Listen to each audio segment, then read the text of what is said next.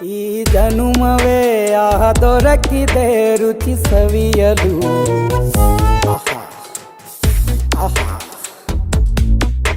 ಈ ಜಗವಿದೆ ನವರಸಗಳ ಉಣಬಡಿಸಲು. ಬಿಸಿ ಬಿಸಿ ಇದೆ, ಬಿಸಿ ಬಿಸಿ ಇದೆ ನಳಪಾಕ ದಿನ ದಿನ ನೂತನ.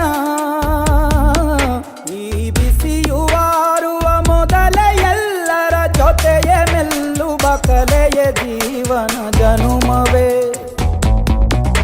ಈ ಜನುಮವೇ ದೊರಕಿದೆ ರುಚಿ ಸವಿಯಲು. ಈ ಜನುಮವೇ ದೊರಕಿದೆ ರುಚಿ ಸವಿಯಲು.